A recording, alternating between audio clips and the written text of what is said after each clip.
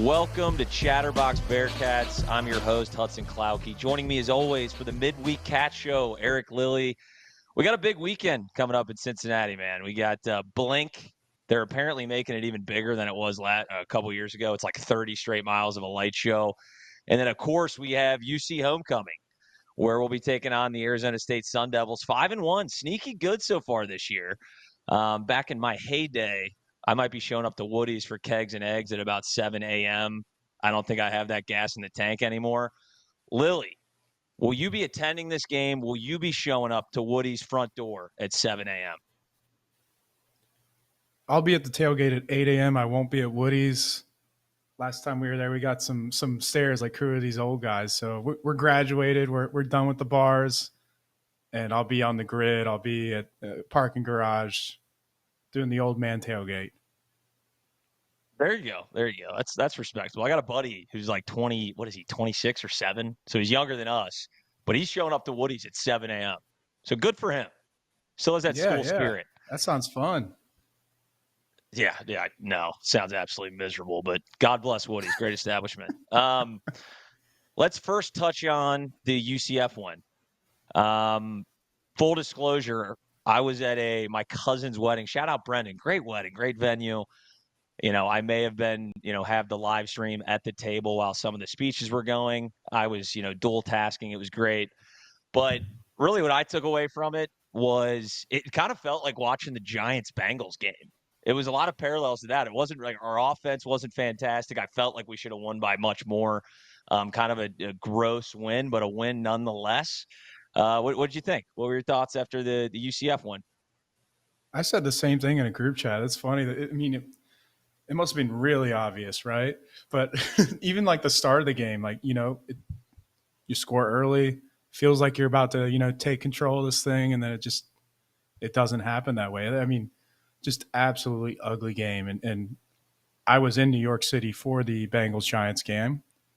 So I watched the Bearcats game at Phoebe's, the Bearcats and Bengals bar in Manhattan. So a little fuzzy memory here, but it was an ugly game. And like, a couple guys really stood out, like Jake Golday. I really think Satterfield made a good point to shout out Sorsby in the second half. He's 12 for 13 in the second half. It still didn't feel like we were carving him up or anything because we weren't scoring points, but we did have control, and it got scary there at the end just because, we have some serious PTSD around here this past year. So it just felt like they were going to score on that last play. But other than that, it's just it's nice to see this team win this game this way because it feels like we kind of been a finesse team. And this was a nasty, gritty, get the win, get on the plane. Oh, yeah. And credit to you. You mentioned Jake Golday, and he balled out, man. Yeah, I think Big 12 newcomer of the week. He was awesome. Yeah, and to see our defense. I mean, we know we have the offense capability, and they didn't have a great showing. Sorsby had some turnovers, but, all in all, yeah, I'd much rather win this game like we did, knowing the offense that we have. And have our defense kind of shine a little bit because we're going to need that. We can't do every game as a shootout. We're going to have some letdowns, but overall, man, I will take a win. I'll take a Big 12 road win, and I'll take a cover, even better. Oh, yeah, and the defense is sneaky. Like,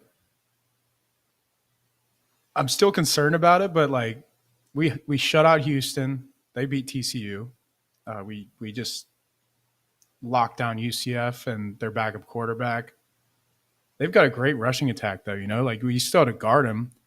And our defense is really starting to look like maybe it's not like a disaster, like maybe we'll be able to finish the season strong with them because as of just a week or two ago, I was worried that we're just going to get into shootouts every week. So, if we can win games like this, maybe we can win 7 or more games. Oh yeah. And I was getting PTSD. We're talking about Bengals, Bearcats parallels. When Satterfield ran the ball 3 straight times at the end of the game, I'm like, holy shit, we've seen this movie. We just did it against the Ravens. Please God. So thank God it worked out. Defense got to stop. I mean, they were getting stops all day, but I mean, UCF, not, they didn't have KJ Jefferson playing, so a younger quarterback out there. We got the job done. End of story. So we'll take the win. But moving on, and you had mentioned this. We saw line movement. It started out, it was UC -3. We saw it actually jump all the way to UC -5.5 today. And you shot in the group chat, I think the QB might be out because he suffered an injury late in the game that they played last week. And lo and behold, Lilly nailed it. About an hour later, they ruled him out of the game. So Sam Leavitt or Levitt, I don't know how you pronounce it. He's been ruled out. And I mean, they just came off a win against a ranked Utah team. I mean, Cam Rising was a walking cadaver out there. I will say that. I mean, malpractice even having him out there. We might have a ninth Cam Rising season. He's out for the year again. So credit to Cam Rising. He's done a great job just maneuvering his way through the NIL. He's probably made like $10 million in the last couple of years. He's played like 3 games. So credit to him. But Arizona State, sneaky good, man. Like I said, 5-1. I think they got a Texas Tech loss, who I think we both believe is a pretty solid team as well. But the one thing, I know you had mentioned the running attack. Cam Scatterbill. I'm just learning about this kid, to be honest. I'm not as big of an overall college football fanatic as you are. Went for 262 yards against Mississippi State. I think the kid's got like 800 yards rushing at this point in the season. We're heading into week 8. Shout out to the white running backs out there, too. I was like, am I looking at the wrong picture here? What is this, Cam Christian McCaffrey? I mean, this is incredible. So I'm definitely worried about Cam Scatterbill. What are your thoughts on him? Do you think our defense can at least keep them in front of them and not get the ball ran down our throats? And he's crazy. He does this thing like when he's in the backfield, he like shakes his head. Like he has this like twitch, but he's explained it before. It says it's because his helmet gets stuck to his skin, but it makes him seem crazy to me. Like I was watching the Utah game, and I'm like, this guy is scaring me with this twitch thing. And he's a linebacker, running back. He runs trucks people. You're not going to bring him down the first hit, like ever. DBs, they get out of the way. Business decision. He's got that edge too. He's just a little crazy. The scary guys, and combine that with Jeff Sims, who leave it. People might not know that. Cincinnati fans might not know this, but Leavitt has 300 rushing yards. He's been running a lot. He's got good feet. Sims is a runner. He's going to do the same thing Leavitt was doing, but more probably. So we're going to see a two-headed dragon here. They're going to want to run the ball. We just got to pick who we guard, and I think we should pick Scatterbill. If Sims beats you on a deep ball or something like that, it's just, that's in God's hands. It's not Jeff Sims beating you, So I think we need to make a decision here, and if I had to guess, that would be the decision. Oh, yeah. I think that the defensive coordinator is definitely just going to stack the box and try not to let him. That's why, and we say this like almost every damn game, because that's a great way to win football games, is try to get out to an early lead, get off to a hot start. So they have to get away from the running attack. Because, especially with Jeff Sims coming in there, I know Leavitt was definitely a dual threat as well. But Jeff Sims seems more of if his first read isn't there, he's tucking it and running, which can be difficult to stop. I mean, we've seen this UC defense has been so hot and cold, but I think we're turning in the right direction. And I think this is another game where I think we could show some good signs. We're not playing, an extremely explosive offense, but just looking at box scores from Arizona State, it seems like a pretty balanced team. They're not necessarily putting up 50, but they're not giving up 50 either. It's closer in that 30 range. Do you think this is going to be more of a low-scoring game, or do you think it's going to be, fireworks? What are we thinking on that front? Oh, Houdini, I don't even know the total, and I'm betting the under. I watched the presser, the Dillingham presser, and he mentioned controlling the game. Like it just sounded like one of those like try to get the lead and run the ball type games, and especially in this spot where they're traveling across the country. Noon start. We picked the noon start. It's an ESPN Plus. Cincinnati got to pick the time. We did it on purpose for a reason. Obviously, homecoming would be great at 3:30, 2:30. Give the fans a little extra time to drink and get rowdy. And we chose to mess with the Arizona State prep their weekly prep. They've moved all of their practices up an hour or two. Dillingham's waking up at 4 a.m. instead of 5 a.m. There's all sorts of fun stuff they're doing to try to counterattack our decision. And I mean, even, they're just going to run the ball. Like it's going to happen, and we gotta get the lead and maybe even do it to them. Because I don't think they're going to try to throw. I love that gamesmanship. Where like you're traveling, you're losing 3 hours. Like we're making this game. Or can we make it a 9 a.m. game? Can we do that? Are we legally allowed? Yeah, like I guess to prep they make the entire roster just be on Eastern time for an entire week. That's a good point. I didn't even think about that. Obviously, with the weird conferences where regions mean absolutely nothing anymore. It's just pick a state and they might be in the Big Ten. Like it doesn't matter. We got USC in the Big Ten for Christ's sake. So what do you think as far as a weakness to this team? What should this UC offense attack? Because like I said, they seem to be a relatively balanced defense, but what do you think as far as where we can find our edge offensively? Get our groove back. They're not like Texas Tech brutal at guarding the pass, but it's very obvious that they are worse at it than guarding the run. Like either, I don't know if it's a decision on we want to guard the run or if they don't have the personnel, but the game on paper is a side I look at a lot for analytics and stuff like that. And there's a lot of purple for their pass defense and a lot of green for their run defense, which is kind of similar to UCF, Texas Tech. We've been playing teams like this all year. Like I tweeted about this earlier. Every game we've played, I'm not counting Towson, every FBS game we've played this year has been against a team that is better at guarding the run, whether it's elite or just slightly better. So I think we're going to throw the ball and try to attack that. But it wouldn't shock me if we do get a lead, if we try to settle it down and, slow the game down, run the clock, let Arizona State make a mistake when they inevitably have to pass if we do have a lead.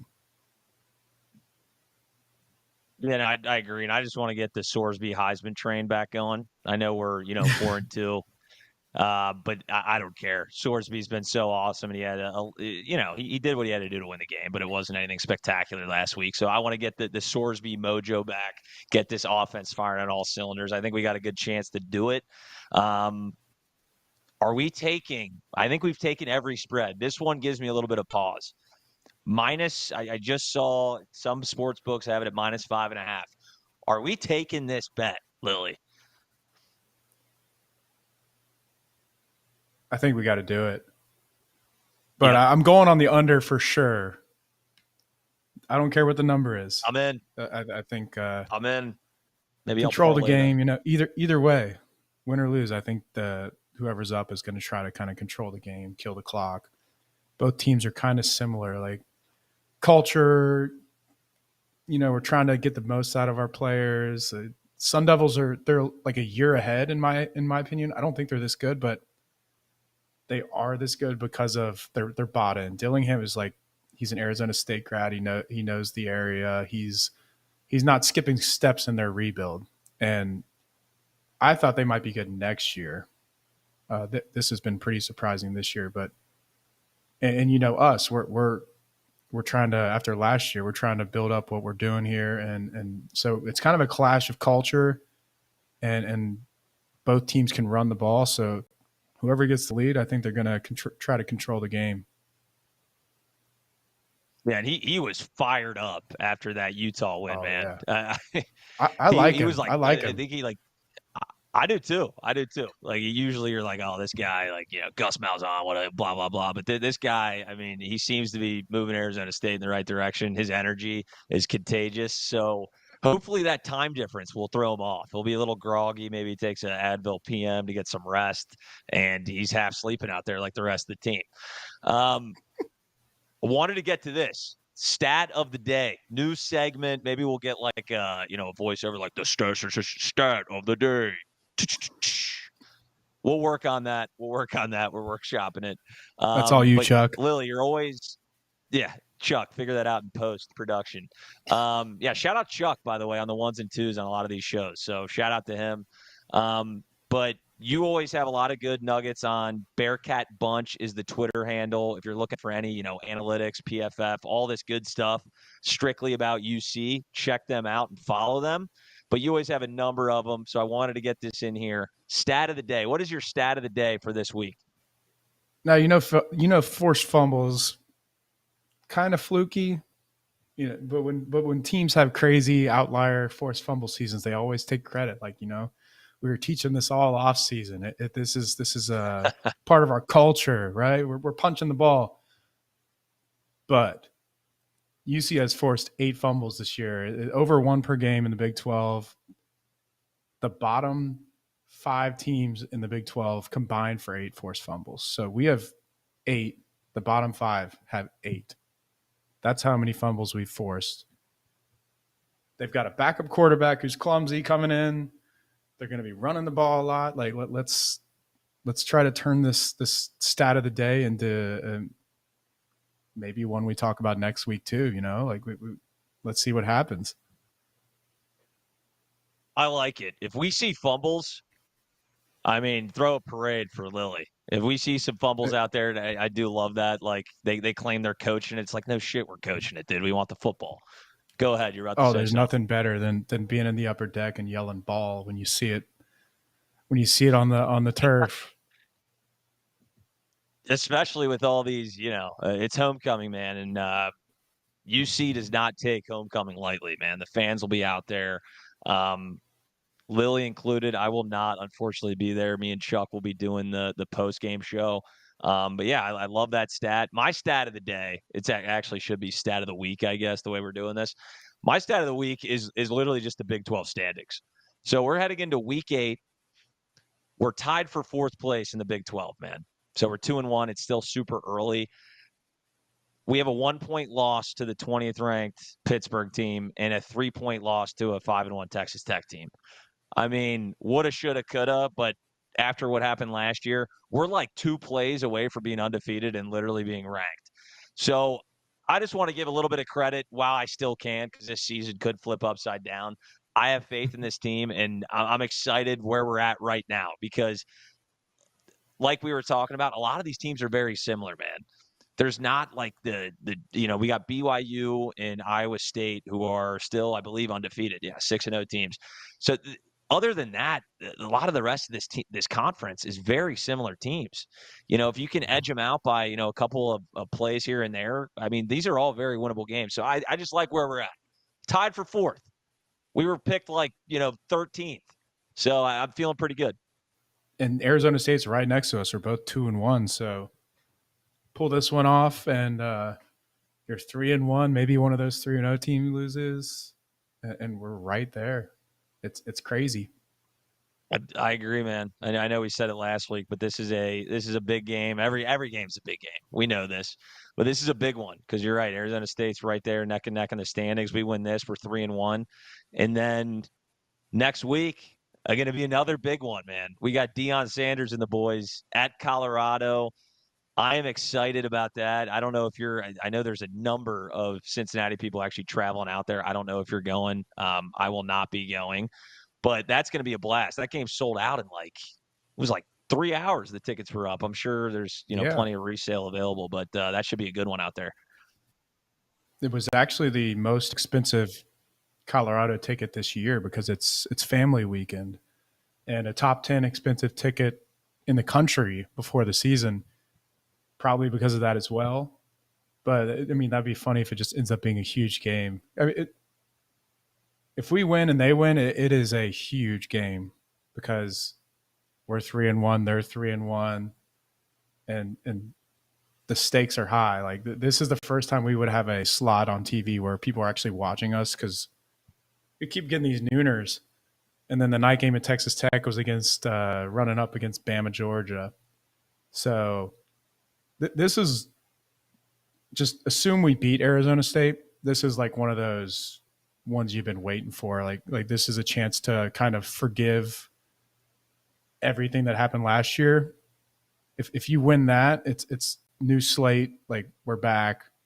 let's see what we can do here type thing. And all the energy's back. National people are talking about you, et cetera, et cetera. And Houdini, yes, I will be there. I'm having my bachelor party. We're running 12 deep. We got 5 other guys we know that'll be there. So we got a reservation of like 15 at some brewery. It's I'm bringing home the dub. I swear. I swear. Hell yeah. That's exactly what we needed. A little bachelor party out in Colorado. Oh, I mean, we have to win. It's a must win. It is now a must win scenario. And I mean, if you're not a coffee drinker, start drinking your coffee now. Get your body acclimated to caffeine because it is the latest goddamn game I've ever seen. 10:15 kickoff Eastern time. At least you'll be in Colorado. So what is it, like 8:15? But holy hell, you're gonna need to stay up till like 2 a.m. I don't know if Chuck and me are even doing the live post game because it'll literally be 4 a.m. Eastern. So we will see. maybe I'll just record something on my phone just with the boys, and that's the review. Yeah, I'm sure you'll be coherent. You'll be very coherent after a long day, and it's midnight on a bachelor party. So we are looking Yeah. forward to that. But Lilly, before we wrap this thing up, any last words about the upcoming game Saturday, homecoming? We just got to win it. It's not a direct comparison, but it kind of reminds me of Miami of Ohio last year. Like fans are looking ahead to the Oklahoma game, like how big that was. Everybody's excited. We could be 3-0. Oklahoma's coming to town. We're in the Big 12, and then we drop it and lose to Miami. And I'm not saying Arizona State's worse or better than it doesn't matter. I'm saying it's a similar scenario. If you win this game, that Colorado game is just so much bigger. And the Oklahoma game was still big. If we lose this weekend, the Colorado game will still be big. But we have been in this like cycle with basketball and football the past year or two where we lose this game. We need to win this game. It's a must win. And we need that week of hype. We need that excitement around the program. It's got to happen. It's a must win. I agree. We need to build that momentum, man. We need to build that momentum because you're right. Every time we get a big win, it seems like we take a step back. Hopefully that is not the case, and me and you reconvene next week on a midweek show again. Chuck and myself will be doing the live show after the Arizona State game. Hopefully it's a little victory circle there. But yeah, pack the nip, man. If you're going, get loud. I'm sure you will. But we will see you next week. Thanks for joining.